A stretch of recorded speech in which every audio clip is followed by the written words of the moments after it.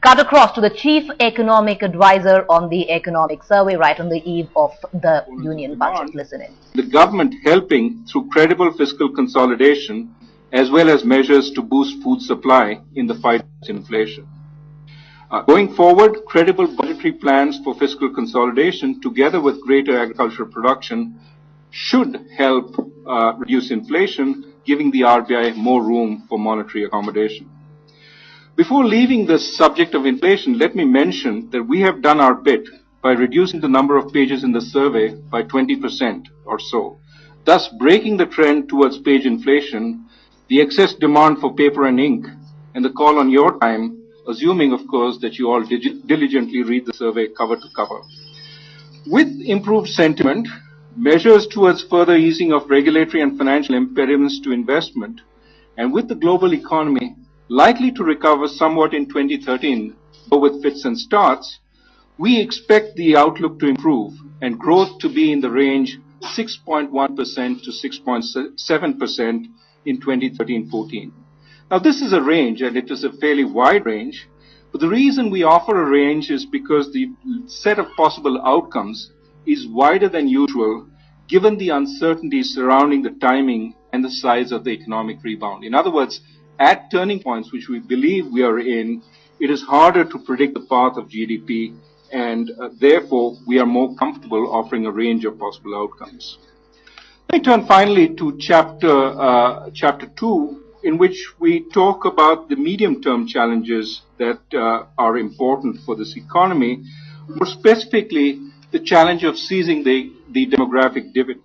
The Indian labor force over the period 2011 to 30 will be in the age group 30 to 49, which presumably accounts for about 95% of this room. The medium-run question addressed in Chapter 2 is where will good jobs come from for the millions of youth who will be entering the labor force in this country or leaving agriculture to go to jobs in industry and services. Now, more than half the population today depends on agriculture, but the experience of other countries which we document in that chapter suggests that the number of people in agriculture will shrink rapidly, especially if we follow the path in other countries, but also if per capita incomes in agriculture are to go up substantially. Now, under an assumption of unchanged policies and parameters, if India's share of employment in agriculture declines as did China's over a similar period, and even if more youth enter the labor force and we reap the demographic dividend, we should be relatively okay. We will be able to place almost all those entering the labor force in jobs by 2020, provided everything goes as it has been going over the last 10 years. At first glance, therefore, that suggests little cause for alarm. But the chapter goes on to suggest two reasons we need to be concerned going forward and why we need to increase the emphasis on policies to create good jobs. First, even small changes in assumed parameters lead to a worrisome shortfall of jobs. For example, as more women enter the labor force after receiving a good education and look for jobs outside the household, labor participation rates naturally increase. They've increased in many other countries who had a similar experience who had a similar path as India's. With even a small change, a small increase in participation rates, the number of jobs that we need to create to accommodate these people looking for jobs will go up into the tens of millions. And that is a source of concern. We need to up the rate of job creation to absorb those people. Second, even if everyone gets jobs, following the pattern that we've had over the last decades, too few people are getting jobs in the highly productive service sector, while too many people are getting jobs in the low productivity segments of industry. So the challenge for the country is to create the conditions for faster growth of good productive jobs outside of agriculture, especially jobs in organized manufacturing and in services, even while we spend time and effort increasing productivity in agriculture. So there's a lot to be done, and the chapter calls for reforms in various areas, some of which are already underway. Clearly, we need to examine the regulations that govern small business so that the costs of entry, growth, and exit are reduced. Too many businesses in India stay small too long and don't have incentive to grow. Instead, we should focus on incentivizing them to grow, and box 2.4 in that chapter looks at it. We also need to ensure adequate protection and minimum safety nets for informal workers, even while increasing labor flexibility. Too many Indian workers go unprotected and don't have even the minimal set of protections and insurance. We have to also build out infrastructure like the industrial regions in the Delhi-Mumbai Industrial Corridor that can be easily used by small and medium enterprises with minimal overhead and setup costs. In other words, we have to reduce the costs of doing business. We have to expand access to finance, and we have to build human capital, including vocational training and apprenticeship programs. Now, a number of these are issues that the government is seized with, is working on. We need to continue that work. Let me end by stating categorically that the best form of inclusion is a good job. Therefore, the benefit of rising to the challenge of job creation is decades of strong and inclusive growth. Now, the survey has a lot more. The summary that you have with you should hopefully whet your appetite and make you look for more. That said, all of us are open for questions. Thank you very much, Dr. Rajan. We'll begin the questions now. Yes, please, Siddharth.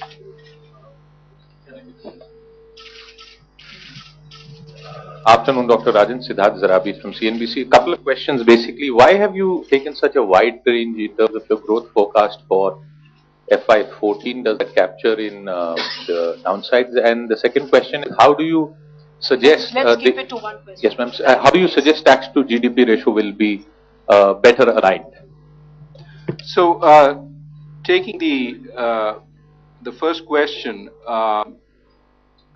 I think the reason for the wide band is the wide amount of uncertainty that prevails in both the economy as well as the external world. As you saw yesterday, for example, a lot of uncertainty in Europe as a result of the elections in Italy. In India, it's not so much the uncertainty about policy as it is that we are at or beyond a turning point in the economy. And when we are at that point, it's fairly hard to be very precise about where we are on growth. I think growth forecasts generally should be bands. Now, wide bands or narrow bands, one could debate that. At this time, given the uncertainty, I think wider band. But I'm also trying to get away, in some sense, from fixation about point forecasts. Because almost surely, as you know, probabilities, point forecasts will be missed. Broader issue that I want people to focus on is, does the government have the set of policies that will turn us around in a direction that we all want, rather than, was the growth number X or X.1 or X.2? Yes, Shishir, please. I will come back to the question later. Shishir, please. Sir, I'm Shishir from Hindu Business Line. Last economic survey projected a growth rate of 7.6 plus minus 4.25. But just in a span of 10 months, it came down to 5%. Why should we trust the number which you have given in economic survey this year? Well, again, let me emphasize, the point is not so much to trust our forecasting ability better than, private sector forecasting abilities and so on. The bigger issue is, do we have a good handle on the underlying circumstances of the economy and the necessity for the policies to rectify that? I would rather you focus on that. Typically, and let me be very categorical about this, economic forecasting is an art rather than a science, right? And therefore, what I want you to emphasize is the science behind economic policy rather than the art behind economic forecasting. Yes, please.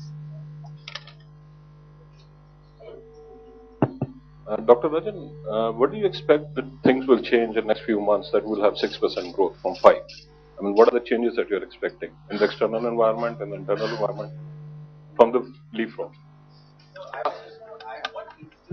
confidence. While you mentioned what we really need to do, but at this point of time, given the bad mix of decline in private, private investment and high fiscal deficit, what instills the confidence in the government that you could achieve a growth of 6.7% going ahead in FY14?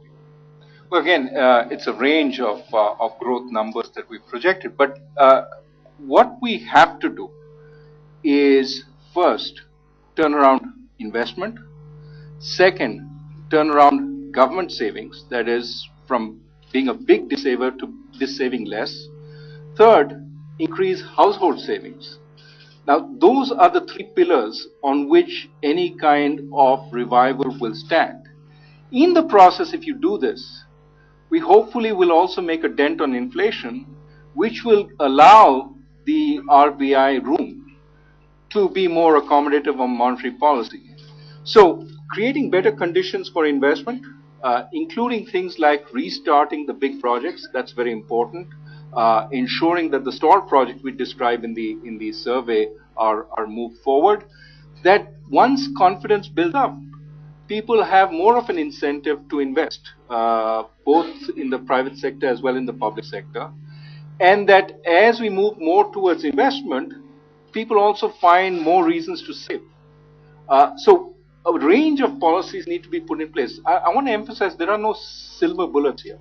There's no one thing that you do and everything will be all right. Everybody has one silver bullet, but there aren't, in my view, any single silver bullets. Lots of things that we need to do, which will start us on this path of macroeconomic stabilization, which will instill confidence both in financial investors as well as real investors, that will move us forward. Now, one of the factors that will help is the headwinds that are coming from outside. I am hopeful this year will diminish. Last year throughout, we had a constant worry about Europe. We had a constant worry about the United States. The fourth quarter of last year, calendar year, was terrible across the world, very slow growth. I'm hopeful that those conditions have reversed. Certainly in the United States, stronger growth this year, possibly in China, and perhaps Japan has finally, started changing macro policy to get growth. Europe may still be in the balance, but the external side, I'm hopeful, will not be a drag, but will help. That said, much of what we need to do is domestic. Paranjoy, yes.